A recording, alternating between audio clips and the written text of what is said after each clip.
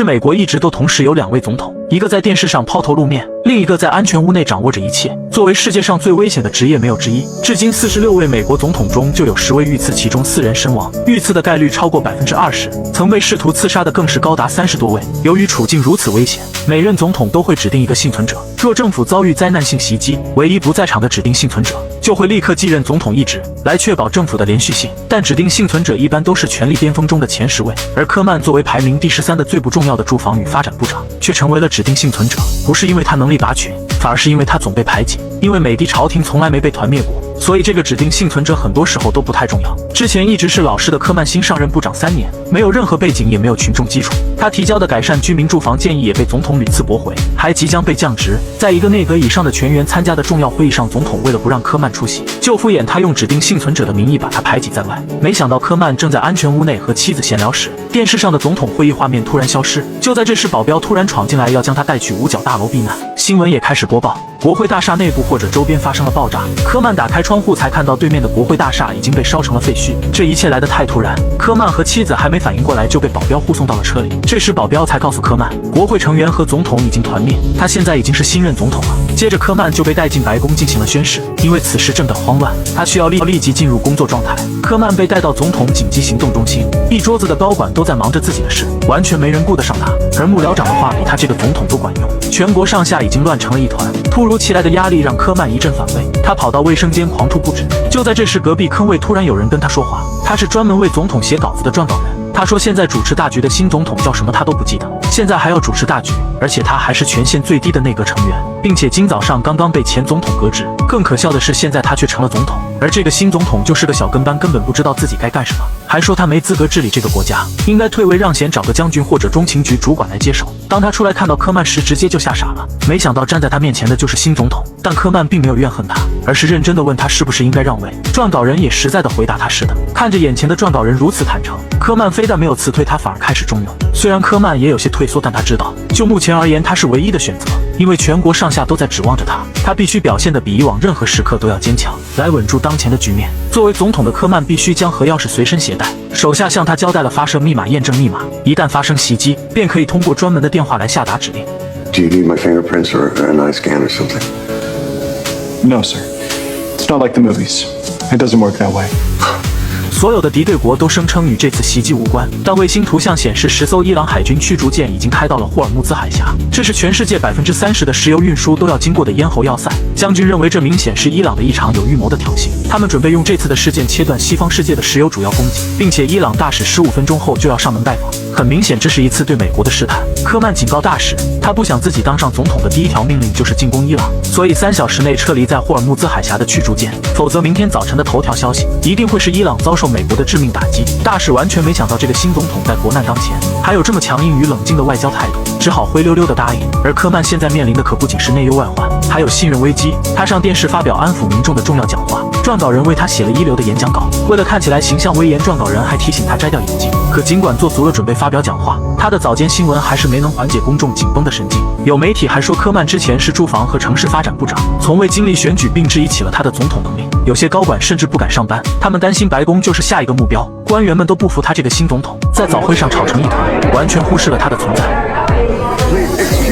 密歇根州州长还私自下令对当地穆斯林公民实施严格的宵禁，对不听指挥的普通居民进行抓捕。科曼亲自打电话命令他取消宵禁命令，可州长非但不听，还说并不认可科曼这个总统，甚至连科曼现在的左膀右臂也开始谋划起了要秘密解决科曼。因为面对几乎灭绝的恐怖袭击，作为狂热好战分子的将军立刻申请派出所有战机，随时准备向敌国发动战争。可科曼却认为这么做只会引发更大的恐慌，便驳回了他的申请。看新总统这么不听话，将军便开始联合幕僚长，准备找机会秘密处理掉总统，换一个能服众的人上台。第二天，科曼在国会大厦的废墟上，为了重建民众的信心，他脱掉防弹衣准备开始演讲。台下突然出现一阵骚动，新闻里播放着密歇根州长暴力抓捕无辜穆斯林市民的视频，所有人都吵着要科曼给个解释。而一个手摸衣兜的人此时却慢慢地走向科曼，幸亏保镖及时发现，立刻将其制服。科曼被一群保镖掩护上车逃离了现场，但没想到他们抓到的杀手兜里只是一部手机，并没有想象中的手枪。总统第一次演讲就闹出了大乌龙，让原本重建信心的演讲变得适得其反。祸不单行，密歇根州警方暴力抓捕的穆斯林青年不幸身亡。面对完全不听总统命令、几乎宣布独立的密歇根州长，科曼没有一点办法。所有人都怀疑起了总统的能力。而此时，一个比科曼更适合继任总统一职的人出现了。她是作为2号指定幸存者的女议员，无论是政治经验还是资历都要比科曼深。女议员表面上完全支持科曼当总统，她说让科曼尽情发挥才能，无论他需要什么只管提出来。对于科曼来说，女议员无疑是在雪中送炭，但科曼现在还不知道，女议员私底下在偷偷调查着科曼的一切，试图找出他的破绽，还试图拉拢科曼身边的红人幕僚长，提醒幕僚长不要站错队。他秘密掌握着白宫里的一切信息动向，不断干扰科曼做出的决定。很快，他趁虚而入的机会就出现了。本该是提升形象的访谈节目，却演变成了一场政治阴谋。主持人故意给科曼挖坑，问他在事发前已被前总统革职的消息是否属实。如果否认，他余下的政治生涯将是一片谎言；若是承认，他可能会立刻下台，成为在任时间最短的总统。面对记者挖的坑，科曼选择继续走他的真诚路线，大方地承认了该消息属实，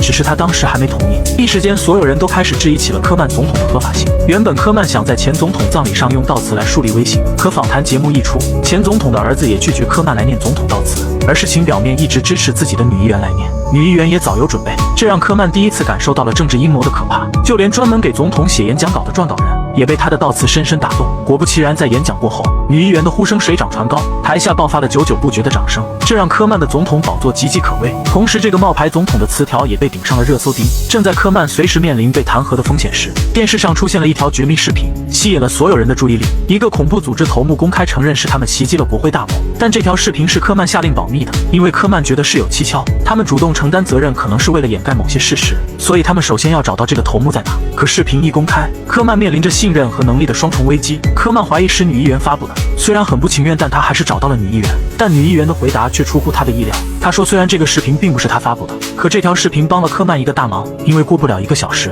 话题就不会是总统去留的问题，也不是女议员的发言有多精彩，而是他们要共同面对一个卑鄙无耻的敌人。人们也会因此讨论新总统会如何解决这个问题。事实证明，事情确实如此。视频一经播出，国民的关注点全部转移到了恐怖组织身上。显然，现在形势对科曼有利，女议员没理由用这个视频来转移矛盾。于是，科曼立马想到了深谙此道的幕僚长，一问果然是他干的。虽然这么做承担着很大的风险，但起码没人再来关心科曼总统的合法性。这就像有些国家出现内部矛盾时，会向外发动战争转移矛盾一个道理。不得不说，前幕僚长的政治手段比科曼这个新总统要老辣得多。说完，他直接递交了自己的辞职信，把他的处决权交给了科曼。这职场教科书一般的操作，立马让他获得了科曼的信任，也让他在跟女秘书的竞争中获胜，再次成了新总统的幕僚长。跟女议员的较量刚结束，另一边的密歇根州长又再次挑起事端，在电视上公开抨击科曼是骗子总统，还带头反对他继任。眼看他的密歇根州将要独立，科曼不得不考虑下令用史无前例的暴力手段镇压。他派出自己的顾问去找密歇根州长，但当他一下飞机，就被眼前的阵仗吓了一跳。当地的军队和警察已经严阵以待，州长当场跟顾问把话挑明了说，密歇根州不归科曼总统管，更不归总统的手下管，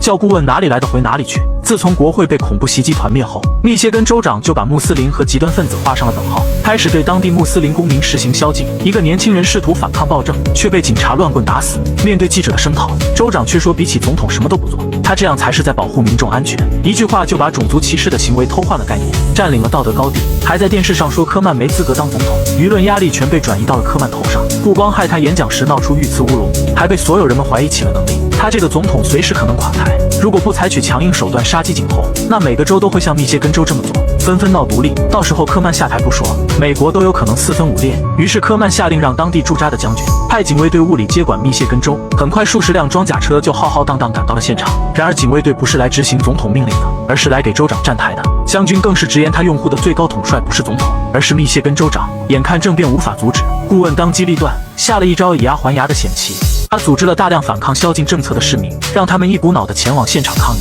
当着一大堆记者的面，州长也不敢暴力驱逐，总统又占领了舆论优势。顾问顺势给了个台阶让州长下，叫他跟自己回华盛顿，有什么意见当面跟总统谈谈。没想到科曼这个老六不讲武德，落地后州长还面带微笑，想着有事好商量，结果科曼根本不给机会，直接把他送到了华盛顿监狱，剥夺公民权利，违抗总统命令，再加上叛国罪，州长当晚就得把缝纫机踩冒烟。科曼突然变卦也是为了立威，以后谁也不敢质疑他这个总统的合法性。没想到刚解决完州长，五角大楼里那个一言不合就要跟全世界开战的暴力狂将军又跑出来对科曼大呼小叫。他们刚刚发现声称对恐怖袭击负责的头目此时在阿尔及利亚藏身，将军便私自下令关闭该国的防空系统，正准备派出战斗机发动袭击，但此时还有一个追踪头目的特工不知去向。为了保证特工的安全，总统不让将军贸然行动，可将军觉得这是必要的牺牲。不过科曼这次血狠了，当场把不听话的将军开除。What? General, you are fired. 换了个听话的上将替代他，现在目标已经锁定，随时准备开战。可因为科曼的优柔寡断，目标却逃跑，错失良机。情报人员查到该目标藏在阿尔及利亚境内一间医院的地下室，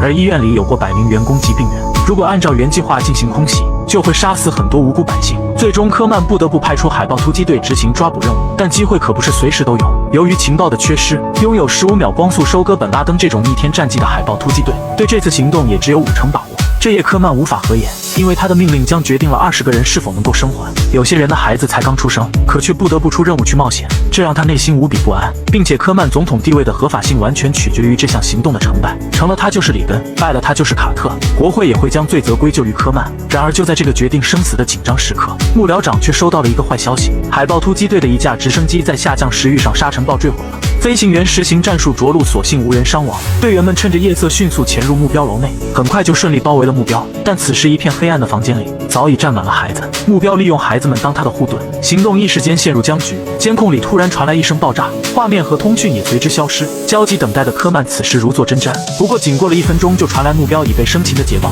然而海豹突击队队长当场牺牲，目标刚被抓回来还没审问，科曼就以为危险解除，匆匆召集了所有州长齐聚白宫谈论重组国会。正当科曼讲着冷笑话开场白时，窗外的枪声随着州长们的掌声响了起来。幸亏白宫的窗户都是防弹的，才没造成人员伤亡。科曼不得不先安排对头目的审讯，必须要问出他还有多少朋党。可没想到刚给头目安排上审问项目，科曼自己就先遭到了州长们的审判。由于昨天科曼突然抓捕了暴动的密歇根州长，又开除了不听话的五角大楼将军，引发了其他州长们的集体恐慌。他们害怕自己以后不敢大胆发表意见，更不敢违抗总统指令。女州长更是尖锐地问科曼：“你是不是无法容忍与你意见不同的人？”一个之前跟科曼很熟的州长还想帮他说2句好话，立马被旁边的人怒对道：“科曼上任后没有任何成绩，那些抓人的事都是手下机构干的，这些事谁在白宫都能做。而科曼不光执政经验不足，还是以指定幸存者身份上位的，并且事发当天才刚被前总统革职。我们凭什么让你当总统呢？”听完台下州长们的话，科曼一句也无法反驳，起身说：“或许我真的不应该当总统。”然后独自走了出去。州长们说的都没错，前总统确实是因为不想让他在国情咨文上发言，才让他成为指定幸存者，待在安全屋的。管理总统的幕僚长看不下去，你上台时还亲口说我们会再次崛起，并且比从前更好更强大，怎么能轻易被那些州长的话击垮呢？你是这个国家仅有的机会。一针鸡血下去，科曼又有了拼劲，对州长们说：“我可以下台，也可以做出改变，但现在国难当前，我没有时间跟你们争辩，也无法单打独斗，我需要你们的支持。要我辞职，还是一起携手共进？是时候做出选择了。”州长们一时间也找不到合适的人选，只能继续选择科曼。不过州长们手里还有最重要的国会选票做筹码，威胁科曼把他们州的难民赶出去。科曼也只能妥协答应，为此还跟意见不同的妻子大吵一架。但他还不知道，当晚 FBI 发现一个重要情报：科曼妻子的前男友可能和国会袭击案有关。女记者也告诉撰稿人一个重磅消息：科曼总统的儿子不是他亲生的。原来俩人在一起时，妻子就已经怀了前男女的孩子，可因为深爱着对方，所以科曼不打算做亲子鉴定，把孩子当作自己亲生的抚养长大。可谁知妻子的前男友因逃税入狱，还在监狱里四处宣扬第一夫人的儿子是自己的。这件事还没头绪，科曼又接到了紧急电话，中情局告诉科曼，他们必须竭尽全力解救教练回国，因为他其实是一位资深间谍。作为国际知名教练，他能见到各国的总统政要，多年来给中情局提供了不少情报。违禁药物可能是被人故意放的，这样俄方才有理由抓捕教练。禁药的指控是终生监禁，但他的间谍身份一旦被俄方发现，将要面临的就是死刑。得知此事后，总统急忙和俄方大使会面，商量怎样他们才肯放人。而俄方也早已知道教练是个间谍，开出了让美国无法答应的离谱条件。大使让所有美国的核武器都从土耳其的英切利克空军基地撤离，并且表明此事没有商量的余地。看着俄方大使身后的3位国防部代表，科曼也不敢放狠话，谈判当场陷入僵局。正当科曼无从下手时，女顾问想出一个主意：当年华盛顿奇才队与雷霆队交换控球后卫，但是奇才队没有雷霆队想要的球员，所以他们得去第3支球队找，这才达成了第3方交易。谈判不成，说明美国没有俄国想要的东西。他们立马想到沙特现在扣押着俄方间谍，而美国手里刚好有4名沙特间谍作为交换。科曼当即找到沙特大使，